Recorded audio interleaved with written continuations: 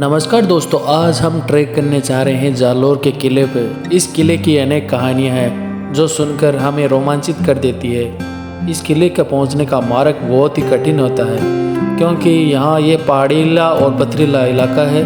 हसन निजामी ने कहा था कोई भी दुर्ग के गेट से इसके अंदर प्रवेश नहीं कर सकता। वो बात सच। मैं यहाँ पहुँचने से पहले काफ़ी ज़्यादा खुश था और वीडियो बना रहा था। मुझे क्या पता था इसका पहला गेट तो बहुत ही नज़दीक हो जाता है क्योंकि जो माताजी का इसके प्रांगण में मंदिर मिला था उसके जस्ट थोड़ी ऊपर चढ़ने के बाद में मुझे ये पहला द्वार मिल गया। इस द्वार का नाम सूरज पोल है। ऐसी कहावतें इस गेट के बारे में सुनी है कि कोई भी मुगल या बाहरी आक्रांता जितने भी इस दुर्ग पे हमला किया था इस सूरज पोल से आगे नहीं बढ़ पाते थे, क्योंकि दोस्तों आपको इसको देखकर भी अंदाज़ा लगा सके कि चौड़ाई कितनी है। सूरज पोल भी काफ़ी सुदृढ़ और इसके चारों तरफ खाई है, मतलब यहाँ इससे गेट से ही इसको लोगों को आगे जाना पड़ेगा, तो इससे दूसरी जगह से जाने का सवाल ही नहीं पैदा होता। क्योंकि आप अब देखिए सूरज पोल से इस दुर्ग की ऊंचाई कितनी।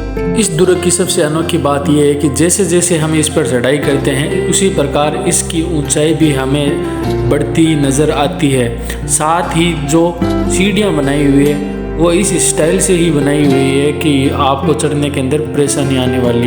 थोड़ा आगे ही चलने पर हमें ध्रुव पोल नज़र आ जाता है, लेकिन ध्रुव पोल इतना मोड़ के अंदर बना हुआ है कि यहाँ पर पहुँचना बहुत ही मुश्किल होता है। 3 नंबर पे आता है चांद पोल। चांद पोल दरवाज़ा के पास पहुँचना भी बहुत खतरनाक होता है। यहाँ पर दोस्तों मैं आपसे यही गुजारिश करता हूँ कि आप यहाँ पर अकेले ना आएँ तो अपने साथ ज़रूर लेके आएँ। साथ में पानी की बोतल का भी ख्याल रखें, नहीं यहाँ पर हालत ख़राब हो सकती है क्योंकि यहाँ पर दाएं बाएं आपको ढूंढने पर भी पानी नहीं मिलेगा। क्यों, एक इतनी हाइट के ऊपर कौन डेली मतलब आना जाना करेगा, कौन आपके लिए पानी लेकर रहेगा।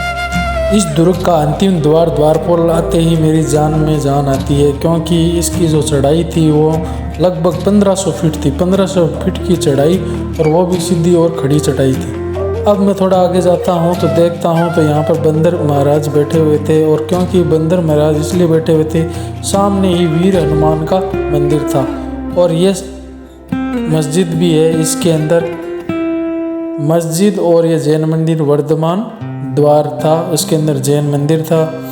और ये मस्जिद शाही मस्जिद है जिसे तोपखाना मस्जिद भी कहते हैं। थोड़ा मैं आगे जाने के बाद देखता हूँ कि यहाँ पर एक और मंदिर बना हुआ था, वो वही भी जैन मंदिर था, और पास ही एक अशोक स्तंभ बना हुआ है जो यहाँ पर हुई हुई विजयों का वर्णन कर रहा था, गाथाओं को गा रहा था।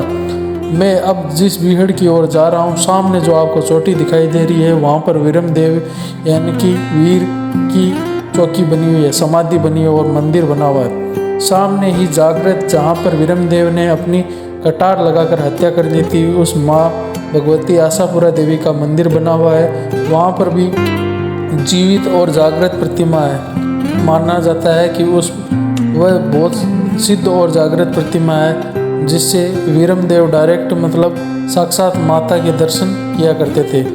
यहाँ इस जंगल के बीड़ों के अंदर मतलब आप देखोगे कि इस दुर्ग के अंदर लगभग 10,000 मतलब एक कॉलोनी ही कटी हुई है। इस दुर्ग के अंदर 10 से 12,000 आदमी आराम से रह सकते हैं। बहुत बड़ा मतलब कि कोई आदमी पहचान नहीं पाएगा कि इस पहाड़ी के ऊपर इतना बड़ा दुर्ग है और इतनी बड़ी जगह है। इस बात से आपने अंदाज़ा लगा लियागा जालोर का किला क्यों अजय किला कहलाता है। अगर दैया बीका ने इस अलाउद्दीन की उस समय मदद नहीं की गई थी या विश्वासघात नहीं किया हुआ था तो ये दुर्ग नहीं जीत पाते। ये है दोस्तों आशापुरा देवी की जागृत प्रतिमा, जो अभी इसका मंदिर का निर्माण हो रहा है। यहाँ पर आप सामने देखो अद्भुत नज़ारा, ये है बावड़ी जिसका तल आज तक किसी ने नहीं देखा। मतलब इसके अंदर पानी हमेशा ही भरा हुआ रहता है। कोई भी गोताखोर किसी ने भी ये पानी कहाँ से आता है कहाँ से जाता है किसी को कुछ नहीं पता है। और ये महादेव का मंदिर था जो कानड़ देव ने बनवाया था। और सामने देख रहे हैं ये दुर्ग का एक अलग हिस्सा है जहाँ पर कोई प्रोग्राम वगैरह होता है उसके यह है अभी जर्जर अवस्था में, और साथ में ही उसमें काम चल रहा है, लाइटिंग वगैरह का भी काम चल रहा है इसके अंदर। ये बहुत ही जर्जर और वास्तव में देखने लायक है। ये दुर्ग का सबसे ऊंचा वाला हिस्सा है। इस दुर्ग के इस हिस्से से नीचे मतलब हम जहाँ से आए थे वहाँ तक नज़र रख सकते हैं। तो इस दुर्ग की मतलब सुरक्षा की दृष्टि से सबसे इम्पोर्टेंट भाग यही था। यहाँ से दुश्मन पर नज़र बनाए रखना आसान होता था, इसलिए सबसे टॉप दिखाई देता है। और नीचे से देखने पर खाली इसका आगे वाला भाग ही दिखाई देता है, इसलिए दुश्मन इस दुर्ग का अंदाज़ा नहीं लगा पाते थे कि ये कितना बड़ा है और अंदर सैनिकों की संख्या कितनी है। इसलिए ये दुर्ग अजय दुर्गों की श्रेणी में आता है। मेरा तो इस दुर्ग में घूमना ही इस दुर्ग को विजय करने के बराबर था। तो मिलते हैं कि अगले ही किसी ऐसे रोमांचक वीडियो के अंदर जहां पर मैं आपको पुराने गढ़ दुर्ग इनके बारे में बता सकूं। जय हिंद, जय भारत।